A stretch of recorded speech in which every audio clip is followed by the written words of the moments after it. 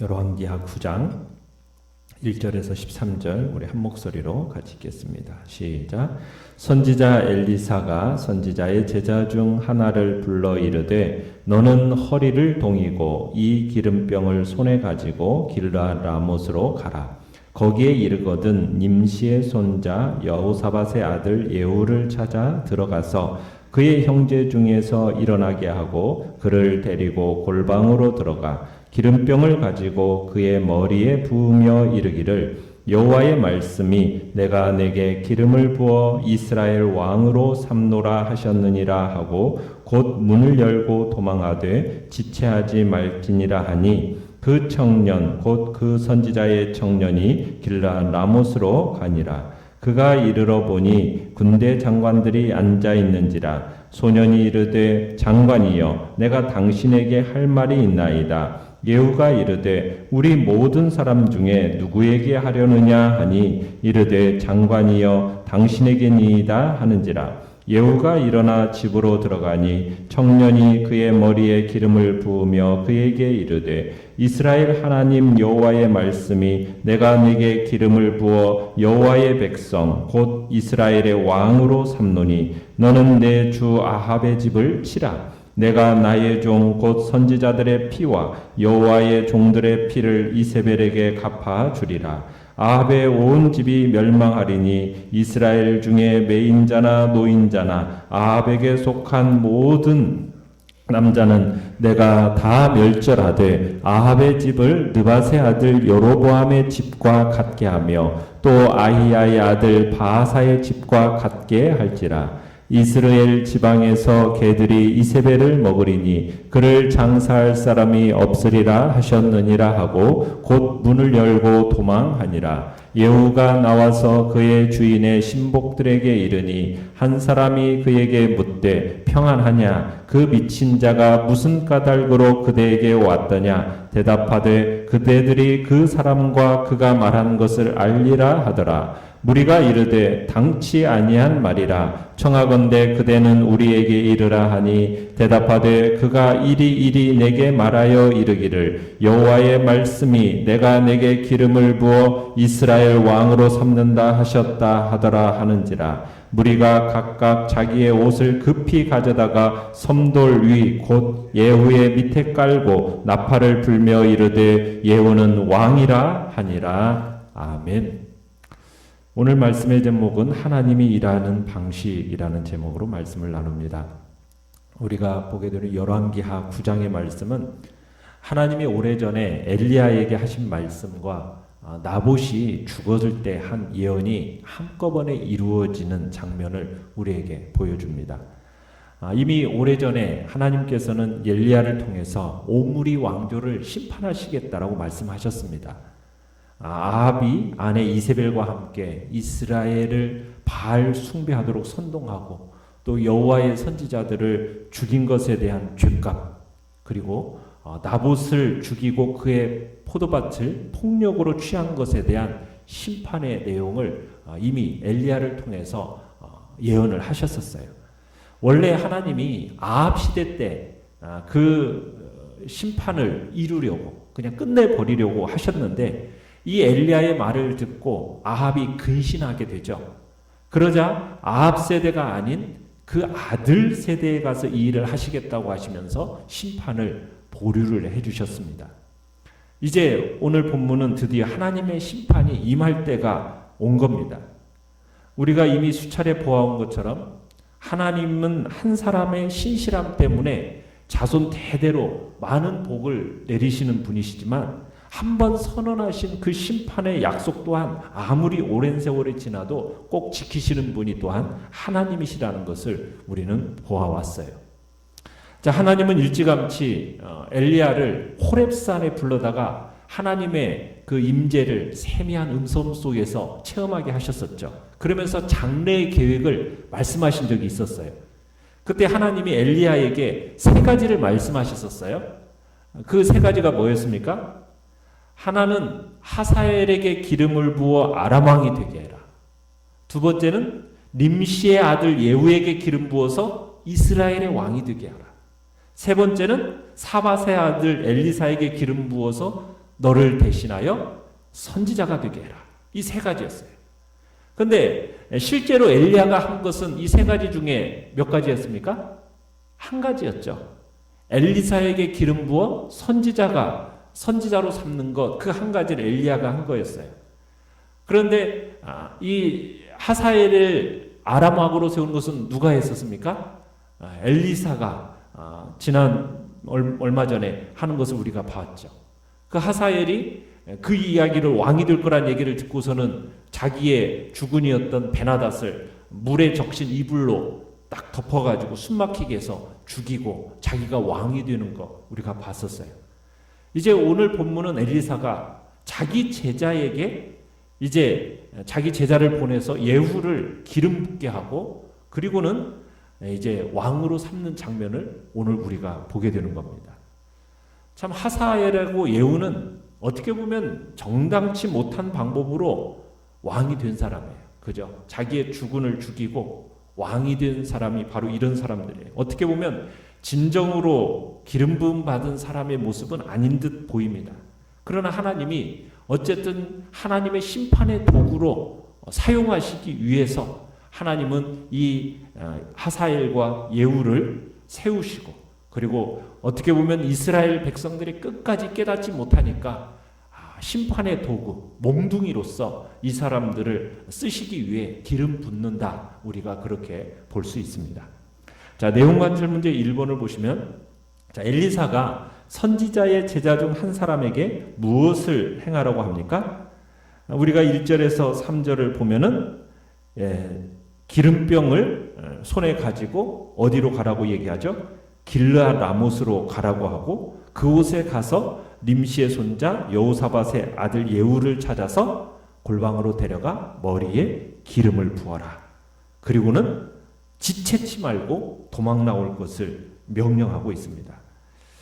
지금 엘리사가 오므리 왕조를 끝내고 아합의 아내 이세벨과 그의 아들들을 지금 청소하는 데 있어서 예후를 이스라엘의 왕으로 세우는데 본인이 직접 나서지 않고 자신의 제자를 보내고 있는 겁니다.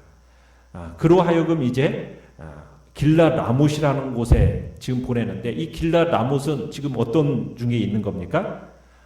지금 요람과 아하시아의 이 두 북이스라엘과 남유다의 두 군대가 연합해 가지고 지금 아람군과 싸우고 있는 그곳이 바로 길랏 라못입니다. 이 길랏 라못은 이미 아합이 가서 싸웠다가 그곳에서 부상당하고 죽은 자리가 또한 길랏 라못이죠. 지금 그리고 요람 또한 지금 이곳에서 싸우다가 어떻게 되었습니까? 부상을 당했죠. 부상을 당해서 길랏 라못을 떠나 지금 어디에 가 있습니까? 요양자 지금 이스라엘에 가 있는 상황입니다. 남왕국 왕 아하시아도 지금 이 부상당한 요람을 병문안하기 위해서 길랏 라못을 떠나 있는 상태입니다. 그렇다면 지금 이 순간 길랏 라못에 남아있는 사람들은 누구입니까? 요람과 아시아 군사들과 장군들만 남아있는 거예요. 자, 그런 상황 속에서 엘리사는 이 선지자 제자에게 예후를 만밀히 만나서 지금 머리에 기름을 붓고 여호와의 말씀이 내가 내게 기름을 부어 이스라엘의 왕으로 세웠다 이 말을 하고 즉시 빠져나오라는 지시를 하고 있는 겁니다. 절대로 머뭇거리면 안 된다라는 당부를 하면서 이제 그를 보내고 있는 거죠. 자, 제자는 스승이 지시한 대로 6절에 가보면 신속히 길랏 라못을 찾았고 장군들과 회의를 하고 있는 예후를 불러내더니 밀실에서 만나게 됩니다.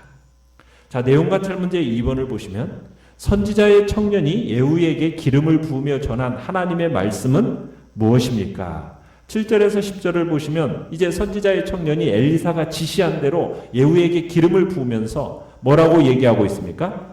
여호와께서 당신을 이스라엘의 왕으로 세우셨습니다 하고 선언을 합니다.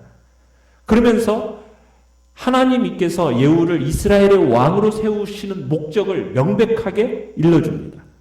7절에 그 목적이 뭡니까? 아합의 집을 치라는 거예요. 왜요? 아합의 집안이 흘린 그 선지자들의 피, 또 다른 여호와의 종들의 피를 이세벨에게 갚기 위함이라는 거죠.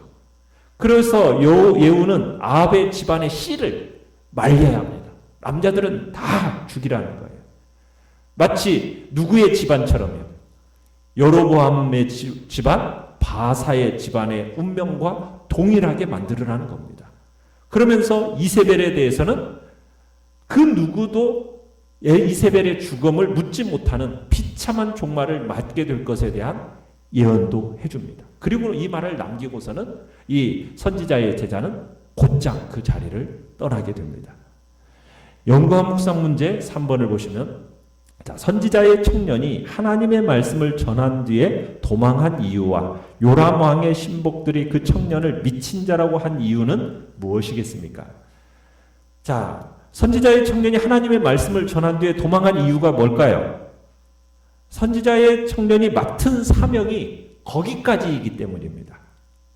선지자의 청년이 하나님이 주신 말씀을 예후에게 전할 때 자기의 생각을 더하는 잘못을 범하거나 예후가 왕이 될 때 관여함으로써 스스로의 어떤 상급이나 영광을 받고자 하는 그 잘못을 범할 가능성을 미리 차단하기 위함입니다. 그러니까 한마디로 말해서 하나님의 도구로서 맡은 임무에만 충실하라는 당부를 하고 있는 거예요. 우리는 하나님의 도구로 사용될 때 하나님의 뜻대로 움직여야 되고 절대로 우리의 생각을 덧붙여서는 안 되는 겁니다. 우리는 하나님의 도구로서 우리 자신을 정결케 준비해야 돼요. 그리고는 하나님이 우리를 마음껏 사용하게 하시고 나서는 우리는 우리의 생각과 우리 자신을 드러내는 자리에 가서는 안 된다는 거예요. 하나님이 가라 하면 가는 거고 멈춰 서라 하면 멈춰 서는 겁니다. 거기까지만 우리가 하는 일이에요. 우리는 이런 믿음이 절대적으로 필요합니다. 자신의 능력, 자신의 행위, 개인적인 생각 이런 것들을 말씀 앞에 내세워서는 안 된다는 얘기입니다. 그런 의도 속에서 지금 이 선지자 청년에게 네가 하는 그 일에 거기까지라는 거예요. 절대로 내 생각을 덧붙여서도 안 되고 스스로 상급을 쌓으려고 하거나 내 영광을 받고자 그 자리에 머물러서는 안 된다고 하면서 즉시 그 자리를 도망치듯 나오라고 명령하고 있는 겁니다. 자, 그렇게 엘리사의 지시에 그대로 순종한 이 선지자의 청년을 가리켜서 사람들은 뭐라고 얘기하고 있다고요? 미친 자라고 미친 사람 취급을 또한 받는 것을 보게 됩니다. 사람들이 선지자 청년을 미친 자로 취급하는 이유는 무엇이겠습니까? 엘리사의 지시대로 행한 이 선지자의 청년의 행동이 이게 사람들에게 이해될 만한 그런 행동이 아니었던 거예요. 이해하기 어려울 만큼 이상했다는 얘기입니다. 한 사람이 갑자기 군 지휘관들이 모인 자리에 들이닥치더니 거기에서 군대 장관 예후를 딱 불러냅니다. 따로 방에 들어가서 뭔가를 하더니 황급하게 문을 열고서는 도망칩니다. 이 선지자의 청년의 모습을 바라보는 사람들의 눈에 그는 어떤 모습으로 보여진 겁니까? 정말 이상한 미친놈으로 보여지는 겁니다. 우리가 하나님의 말씀을 따라 살아간다라는 것이요. 세상 사람들에게는 어떻게 취급받을 수 있다는 얘기입니까? 미친 자로 취급받을 수 있다는 얘기입니다. 왜요? 하나님을 모르는 자들의 눈에는 우리의 하나님의 말씀을 따라 하는 이 삶이 인간적인 합리적인 사고를 초월하는 경우가 있기 때문입니다. 하나님의 말씀을 그대로 순종하며 살아가는 그 삶이라는 것이 세상의 눈으로 볼 때는 이상하게 보인다는 거예요. 세상 사람들의 가치관으로 바라볼 때는 하늘의 시민권자로서의 그 성도의 가치관을 따라 살아간다는 것이 너무나도 다르기 때문에 이상하게 보이는 거예요.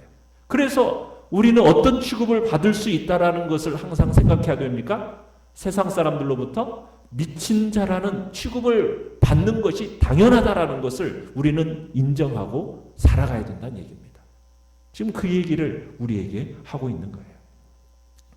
자, 회의 중에 이제 선지자의 청년에게 불려나갔다가 예후가 작전실로 돌아옵니다. 그러니 다른 장군들이 궁금했겠죠. 도대체 선지자 청년이 당신에게 어떤 메시지를 그토록 은밀하게 전달하려고 했습니까? 하면서 막 궁금해합니다. 자, 그러니까 예후가 그냥 슬쩍 넘어가려고 했어요. 그런데 이들이 끝까지 선지자와 나눈 대화의 내용을 알려달라고 해요. 게다가 10중 8구 예후의 머리에는 지금 뭐가 묻어 있습니까?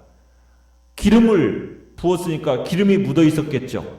그래서 예후는 있는 그대로 말을 합니다. 12절에 보니까 그의 말이 주님께서 나를 이스라엘의 왕으로 기름 부어 세웠다 말씀하셨다. 이렇게 대답을 합니다.